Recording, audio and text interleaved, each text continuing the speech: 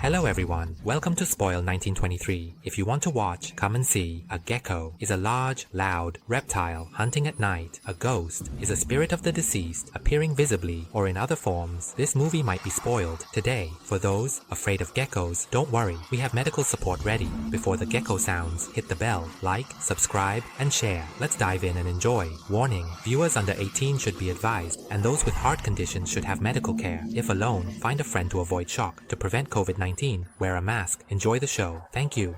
Movie spoilers ahead. Geckos may appear. Medical team ready. Hit bell, like, subscribe, share. Warning, 18 plus advised. Heart conditions need care. Watch with a friend. Wear a mask. Enjoy. Geologists led by Professor Maidasu explore a cave, find minerals, and a sealed box. A warning for those aged 18 and over. Viewers under 18 should be advised. Children, women, or elderly people with heart conditions should be under medical care. If you're watching alone, find a friend or partner to join you to avoid excessive shock. And to prevent COVID-19, please wear a mask and check before watching. We hope everyone enjoys the show. Thank you.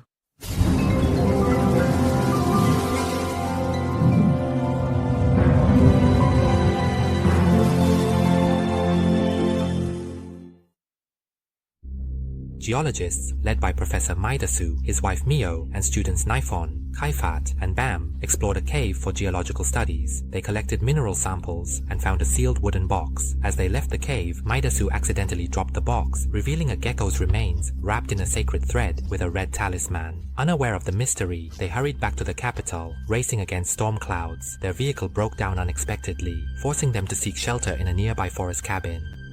As they left the cave after their exploration, Maeda, the Japanese leader, dropped a wooden box, revealing a gecko's remains, wrapped in a sacred thread with a red talisman. No one noticed the creeping mystery. The explorers rushed back to the capital, racing against storm clouds. Their vehicle broke down unexpectedly, forcing them to seek shelter in a nearby forest cabin. Meanwhile, local villagers and a doctor were discussing supernatural stories from the forest and valley. The doctor, skeptical, dismissed them as imagination before heading home. The group of explorers was slowly creeping into the capital, rushing against the dark storm clouds moving in the sky, ready to unleash heavy rain. Unexpectedly, their vehicle broke down in the middle of the road for no apparent reason, so they had to find shelter in the nearby forest. They stumbled upon an abandoned cabin that was just enough to shield them from the pouring rain. Meanwhile, a group of village leaders and the local doctor were sitting around drinking and discussing various supernatural stories that had occurred in the forest and the valley. The doctor mentioned that he didn't really believe in these things, thinking it was all just a figment of their imagination, before he decided to head back home. At that moment, the aura of terror from the mysterious wooden box began to creep up on the explorers from the cave without them realizing it, slowly revealing its horrifying nature and taking the lives of the explorers, one by one, starting with Mio. While showering, she heard a strange sound. She turned, screamed, and ran out. Maeda found his wife floating into a locked room. They found Mio turning around, but outside, Bam screamed again. They found Mayu dead in the shower. They wondered who they had seen in the room. They found no one, just geckos on the walls. Bam told Prabhat, "I warned you this place is haunted." She ran out, and Prabhat followed. Suddenly, the house closed in. A gecko fell on Prabhat. The house was invaded by geckos, attacking everyone. Those who escaped were hit by the doctor's car returning from the village. They wondered who they had seen in the room. When they checked again, no one was there, just geckos on the walls. Bam told Prabhat, "I warned you this place is haunted. You didn't listen." She ran out, and Prabhat followed. Nifon saw them arguing and tried to follow. Suddenly, the house began closing in. Prabhat, mourning his wife, had a gecko fall on him. He swatted it away, but the house was invaded by geckos, attacking everyone. Some possessed bodies, others attacked directly. Those who ran out were hit by the doctor's car. The doctor, thinking it was the alcohol, got back in his car, but then a ghost gecko attacked him from the back seat. Prabhat was sitting, mourning his wife when a gecko fell on him. The old house was invaded by many geckos. Some possessed bodies, others attacked. The doctor, seeing no one, blamed the alcohol and drove on. A ghost gecko attacked him from the back seat. Frightened, Prabhat ran back, broke into the cabin. He found no one and blamed the alcohol. Back in the car, a ghost gecko attacked him. Prabhat, after Bam, saw a glowing orb and heard screams. Terrified, he ran to the cabin, but everyone was attacked. Mio smiled and floated away. Naifon laughed, transforming. Prabhat tried to leave, but Naifon shouted and a gecko bit him. Naifon grabbed his throat. Prabhat escaped, but Naifon attacked again. They fought, and Prabhat fled. He saw car lights, thinking it was Professor Maidasu, unaware they were possessed and waiting to attack. Everyone was attacked by the ghost gecko. Prabhat saw Mio smile and float away as a spirit. Naifon laughed, about to transform. Prabhat tried to leave, but Naifon shouted and a gecko bit his face, making Naifon grab his throat. Prabhat struggled free, but Naifon, possessed, attacked. They fought, and Prabhat escaped the cabin. He saw headlights and thought it was Professor Maidasu, so he rushed in, unaware the professor and friends, possessed by the ghost gecko, were waiting to attack. The next morning, the village chief found the explorers' bodies in the forest, with no known cause of death. They needed autopsies. A gecko crawled out of Naifon's mouth and ran into the forest. Prabhat finally managed to break free, but it wasn't over yet, because Kaifat, who was possessed, came in to help attack him. They ended up fighting until Prabhat managed to escape from that abandoned cabin. He saw the headlights of a car and thought it was Professor Maidasu, who had also escaped. So he rushed to get in, unaware that the professor and his friends, now possessed by the ghost gecko, were waiting to tear him apart. The next morning, the village headman in that area found the bodies of all the explorers lying dead, scattered around the forest. The cause of death was unknown, so the bodies had to be sent for an autopsy. The picture showed a gecko that had just come out of Nipun's mouth and run into the forest.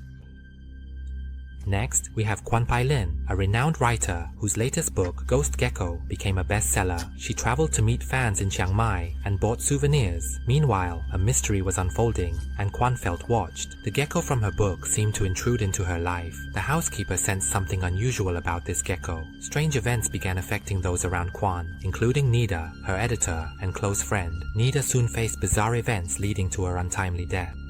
The mystery involved Kwan feeling dread about something. Ching-He, the gecko character she wrote about, became more involved in her life. She instructed her housekeeper to keep geckos out. The housekeeper warned that this gecko might have power. Strange events began affecting those around her, including Nida, Kwan's close friend and editor of Ghost Gecko. Nida soon faced bizarre occurrences. Kwan was sure it related to the gecko, but no one believed her, not even Vitun, her psychiatrist. He suggested a brain check, which upset her, as she believed what she saw was real. Prasai warned Kwan the gecko might be unusual, sensing power from it. Strange events affected those around her, including Nida, Kwan's friend and editor, who soon faced bizarre occurrences leading to her death. Kwan was sure the gecko was involved, but no one, not even her psychiatrist Vitun, believed her. Vitun suggested a brain check, thinking Kwan was hallucinating, which upset her, as she believed her visions were real. Kwan grew paranoid about her fate, until one night, Prasai saw geckos in the house, and a hand from Kwan's gecko form, causing her to flee. The ghost gecko followed and attacked, resulting in another death. Kwan was convinced the gecko was involved, but no one, including her psychiatrist Vitun, believed her. Vitun suggested a brain check, suspecting hallucinations, which upset Kwan as she believed her visions were real. Kwan grew paranoid about her fate. One night, Prasai saw geckos everywhere and a hand from Kwan's gecko form, causing her to flee. The ghost gecko attacked, resulting in another death. That night, Kwan was also attacked by geckos, making her consider Vitun's suggestion of a nervous condition. She rushed to the hospital, and Vitun followed to arrange her transfer. Kwan started to feel anxious and fearful until one night Prasai woke up and saw geckos in the house. She also saw a long hand emerging from Kwan's fake gecko form, causing her to flee. The ghost gecko chased and attacked, leading to another death. That night, the real Kwan was attacked by many geckos in her home. Thinking she might have anxiety, she went to the nearest hospital. Vitun, hearing about it, followed her to transfer her to his hospital. The next morning, she was in a frenzy and needed sedation. Vitun asked his colleagues, but the scan results were normal, and he was unsure how to help her. That night, the real Kwan was attacked by many geckos in her home. Thinking she might have anxiety, she went to the nearest hospital. Vitun, hearing about it, followed her to transfer her to his hospital. The next morning, when she woke up, she was in a frenzy and needed to be sedated. Vitun consulted with his doctor friends, but the results from the brain scan showed no abnormalities, leaving him unsure of how to help her.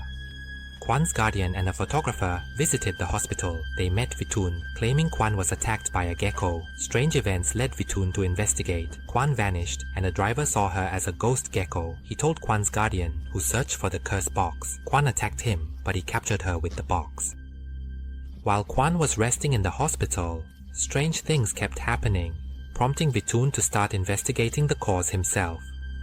One night, Kwan disappeared from the hospital, And that night, a coach driving down the road happened to spot Kwan in the form of a ghost gecko, licking a moth at a street light. He tried to take a picture of her before she vanished, and reported it to Kwan's guardian. When Karun learned this, he tried to enter Kwan's house to find the cursed box that sealed the ghost gecko, but when he found it, Kwan attacked him. However, it didn't do much to Karun because the box was in his hands, so he managed to grab Kwan. On Vitun's side, while he was out searching for Kwan, he was being watched. He was asked by someone to let them tag along, claiming they knew where Kwan was, so the two of them drove out, and he mentioned that Karun had called to say he was the one who had taken Kwan to perform a ritual to exorcise the ghost gecko. But no matter how skilled the shaman or powerful the sorcerer, they still couldn't subdue the ghost gecko that had possessed Kwan. In the end, Run was also attacked and killed by it. Before Phaitun could catch up with her, she jumped and flew to the top of a tree, disappearing into the forest. Phaitun, who was chasing after her, got lost and ended up being attacked by the ghost gecko in the form of Mio, leading to yet another death. Vitun, who had been chasing after Kwan, finally found her in an abandoned factory. He tried to persuade her, telling her that he loved her and that he could help her. Just when it seemed like everything was about to end well, Kwan suddenly transformed into a giant gecko and lunged at him, viciously tearing out his heart to eat. The next day, the same village head returned to the forest where the incident happened again because he received a report about a new case, but it was still the same. He couldn't find the cause of death for the victim. While he was talking, he accidentally stumbled upon an abandoned house, so he walked in to explore. The wooden floor was rotting, causing one of his legs to fall through. Suddenly, a giant gecko came in and bit his leg, and he could hear the laughter of the person possessed by the ghost gecko getting louder. The big one bit and tore off his leg, for a large number of geckos swarmed around and ate him alive. Then the scene shifts to Kwan giving an interview about her bestseller Ghost Gecko, explaining that everything we've seen is a story imagined. She incorporated the names of real people in it. Finally, she introduces a box bought locally in Chiang Mai as a gift for Witun. As she walked back, she felt strange and returned to Witun. Then, Witun's eyes had turned into those of a gecko before the end. The last scene introduces the box that she bought from a local in Chiang Mai to give to Witayu as a souvenir. While she was walking back, she felt something strange, so she walked back to Witayu again. But at that moment, Witun's eyes had already turned into those of a gecko before the movie ended.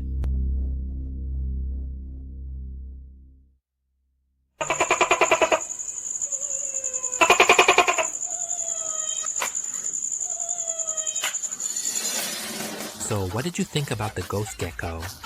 This story had a ton of terrifying scenes, right? Even if you're not someone who fears geckos, they still managed to make it really scary, so I'd give it an 8 skull rating. How about you guys? Are you scared too? Whatever you think, don't forget to comment so I can see. And the top comment about the ghost gecko is,